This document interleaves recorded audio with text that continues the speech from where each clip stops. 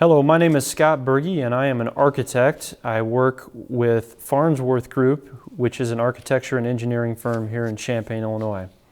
So I thought I'd give you a few career highlights of what an architect does and discuss some projects that we work with and some pros and cons of the profession and just some other information that I think might be helpful as you're considering a career. So I get a lot of questions about when I tell someone I am an architect, I often get the question, oh, so how many houses do you design a year? Well, an architect can design a house, but you don't necessarily need an architect to design a house. So think about all of the buildings that you're in throughout the course of a regular day when we're not in COVID that you would have to visit, such as your grocery store, your school, the post office, any type of restaurant.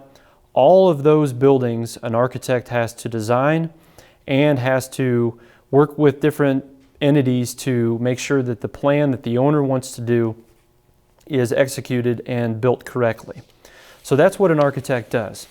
So I've created a list of things that we would typically do on a regular everyday basis. Some not every day, but it just sort of depends, and I'm not going to read the list, but an architect is more than just designing and drawing and doing pretty pictures. We also have to meet with clients. We have to meet with contractors. We have to go on site to do construction observations to see what's going on with construction and just work through various things as we go along through a construction and design process. So, but I will say that a lot of what we do is drawings. So just a couple of highlights about our profession. A couple of pros is that as an architect you have to be creative. Obviously we're designing things, we're drawing things, and we're creating things out of nothing essentially, or creating things out of someone else's idea and try to bring them all together.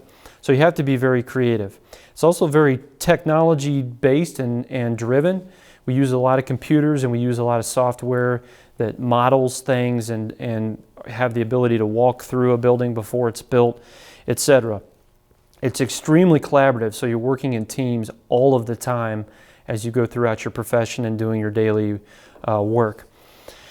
I think another really cool thing is that you get to see your ideas built. So you're seeing things that you create in your mind built, and you can actually go up and feel and touch it. You get to work on lots of different projects, so I'm working on factories, schools, hospitals, all types of different things that all have their little unique challenges. And I think one of the other things that's pretty cool is that we get a chance to change people's lives. So you get the opportunity to really impact how someone uses a space, which can really help them function correctly or better. So a couple of the cons is that because we're designing things, time management is always a big concern. You can really spend a lot of time and you really got to watch it. So being able to delegate your own time management is a huge thing that you have to be able to manage. Also, you're working with life safety. So when you design buildings and you design structures, you are designing something that people are going to be inside. So life safety is at the forefront of being able to do what you do. You work with lots of different personalities, and you have to, as I mentioned, you have to work in teams. So there's lots of people that you have to interact with, and you have to be able to collaborate. And sometimes that's not always the easiest. So you've got to find a way to be able to collaborate effectively to get the project done. It requires travel. Sometimes this isn't a con, but it can be. Sometimes I've had to go very far for projects, different states, different countries. Sometimes I only have to go 15 minutes away, but the projects usually require you to travel. There's a fair amount of schooling involved. It's more than just a 4-year college. I'll go over that in just a second. And there's the salaries when you start out can be a little bit low, or on the lower side of things when it comes to a 4-year degree, but you quickly rise through the profession. So some of the necessary skills that you would need if you're considering a career in architecture is that you have to be a good communicator. You have to be good at drawing, and that's not necessarily drawing by hand. You can also be good at creating drawings by computers and 3 dimensions and things like that. So it's not always just hand drawing. You have to be good with computers. You have to be good in math, science, and as I mentioned, you have to be good working in teams.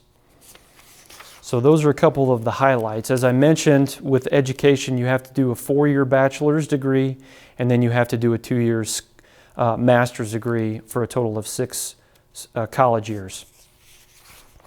So a couple of projects that I wanted to show you highlights of. So one of the projects that I have here is Kennecott County Park, which is actually in Danville. This was a school that they bring kids into the facility and they teach them about nature and the environment.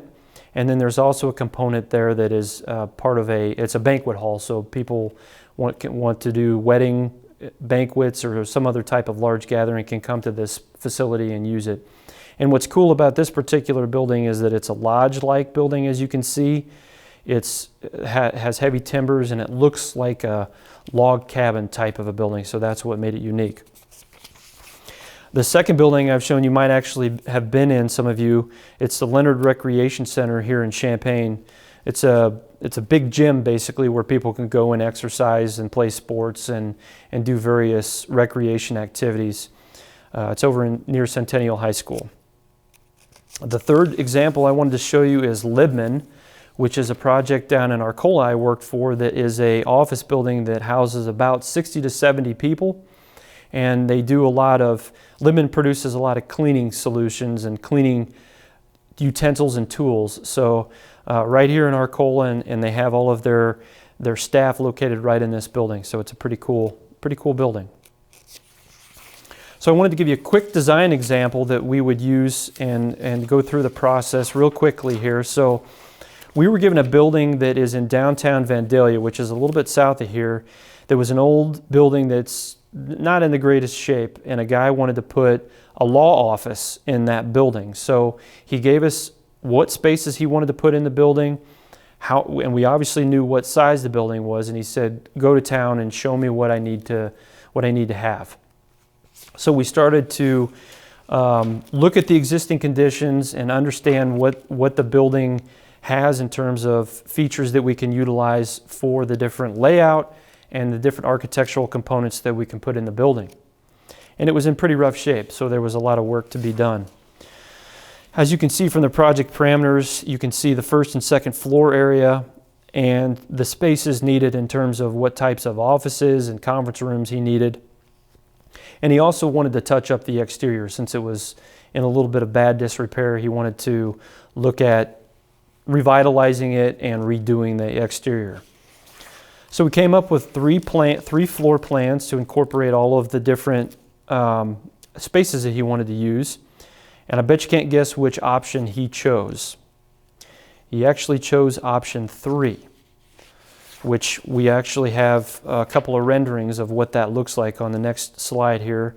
So we took this existing building and really carved it up and made it into something that he can use and create a showpiece for his clients and for his practice there in the city of Vandalia.